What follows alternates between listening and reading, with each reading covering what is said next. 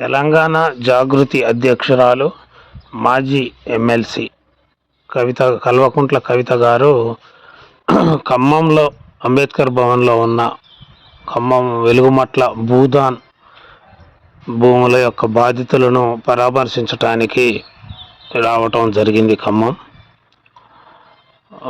అక్కడ వారిని చూసి ఆమె చాలా చలించిపోయారు. చిన్నపిల్లలు, మహిళలు చాలామంది ఇట్లా ఇల్లు పోగొట్టుకొని రాత్రికి రాత్రి రోడ్డు మీద పడ్డారు అని చెప్పని వారికి అదే ప్లేస్లో ఇల్లు కట్టించి ఇవ్వాలి, బాజాప్తగా పట్టా ఇవ్వాలని చెప్పని వారు ప్రభుత్వాన్ని డిమాండ్ చేయడం జరిగింది. వారి యొక్క ప్రసంగాన్ని మనం వీక్షిద్దాం. Thank you. ఎగ్జిబిషన్ చూడడానికి వచ్చిపోయాడు. ఎగ్జిబిషన్ అయితే కాదు కదా, మన దుఃఖం కదా, మన ఆవేదన కదా, మన ఇల్లు కదా, మన మొత్తం జీవితం కదా. ఇది కొన్ని రాజకీయ పార్టీలకు ఎగ్జిబిషన్ లాగుంది. నన్ను చాలా మంది అడిగారు, మీరు వెళ్ళండి, తొందరగా వెళ్ళండి అంటే నేను ఒకటే మాట చెప్పిన, నేను ఎక్కడున్నా ఆడబిడ్డల పక్షానే ఉంటా, నేను ఎక్కడున్నా పేదవాళ్ళ పక్షానే ఉంటా, నేను ఎక్కడున్నా నీకోసం మాట్లాడుతూనే ఉంటా అని చెప్పాను. ఒక సమయం వస్తుంది, ఒక టైం వస్తుంది, ఖచ్చితంగా మీ దగ్గరకు వస్తాను. వచ్చిన తర్వాత సొల్యూషన్ లేకుండా, పరిష్కారం లేకుండా వెళ్ళను. ఆ విషయం చెప్పడానికి వచ్చిన. ఇంతకు ముందు రాగానే కొంచెం రిలాక్స్ వచ్చిన తర్వాత అదే చెప్పాను మీకు. నేనేదో వచ్చి మిమ్మల్ని చూసి వెళ్ళడానికి రాలే, కూర్చొని సావధానంగా మీతో మాట్లాడి ఈ అంశాలన్నీ కూడా ప్రభుత్వంతో మాట్లాడి మెప్పించి ఒప్పించి ముందుకెళ్ళడానికి ఇక్కడికి రావడం జరిగింది. మరి మీ అందరూ కూడా ఒప్పుకుందా? మీ అందరూ కూడా గట్టి కూర్చుంటారా? ఎందుకంటే ఇవాళ ఇక్కడ నాతో పాటు విజేంద్ర మహారాజ్ గారు కూడా ఉన్నారు. మరి ఆయన కూడా మొండి గట్ట పట్టుబడితే వదిలినటువంటి మనిషి కాబట్టి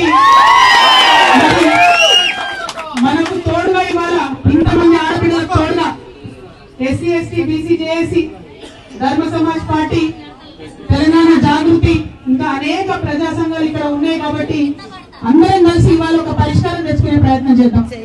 ఎందుకంటే మనని ఇక్కడికి తోలింది అంతే, వదిలేసింది. ఎంత విషాదం అంటే కనీసం మహిళలకు ప్రత్యేకంగా, పురుషులకు ప్రత్యేకంగా కూడా వసతి ఇవ్వలేదు. కనీసం ఇప్పటి వరకు డిఎన్ఎంహెచ్ఓ వచ్చి ఒక హెల్త్ క్యాంప్ కూడా పెట్టలేదు. ఎందుకోసం ఆలోచన ఉండాలి కదా. సందర్భ సడేమి అని చెప్పి అంతకుముందు మన ఇల్లు కూర్చోడానికి ప్రయత్నం చేసిన బీఆర్ఎస్ పార్టీ వాళ్ళు అప్పుడో ఇప్పుడో భోజనాలు పెట్టి, మెడికల్ క్యాంపులు పెట్టి పాపం కడుక్కుందామని ప్రయత్నం చేస్తూ ఉన్నారు. తప్పులేదు, మంచిదే, చేయాలి. కానీ జిల్లా కలెక్టర్ గారు ఏమైనారు? ప్రాథమికమైనటువంటి బాధ్యత ఆయన మీద ఉంది కదా. ఇంతమంది మనుషుల్ని ఒక కొట్టంలో తోలినట్టు తోలిండ్రు. చిన్న పిల్లలు ఉన్నారు, కనీసం వారి ఆరోగ్యం పట్ల మీకు ఏమాత్రం కూడా కన్సర్న్ లేదని అర్థమవుతా ఉన్నది. అన్యాయం ఇది, దారుణం ఇది. ఒక్క రోజు కూడా కలెక్టర్ గారు ఇక్కడ రాలేదని చెప్తా ఉన్నారు.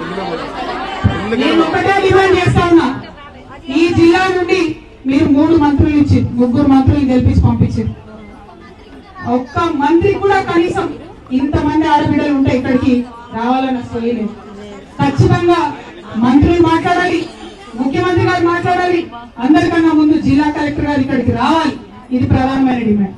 రెండవది, ఎక్కడైతే ఏ ప్లేస్ నుంచి, ఏ జాగాలో నుంచి అయితే మనం నిలబట్టినో, ఎక్కడైతే మన ఇల్లు నిలబట్టం చేసిరో అక్కడే మన ప్లేస్ ఇవ్వాలి, అక్కడే మనకి ఇల్లు కట్టించి ఇవ్వాలి.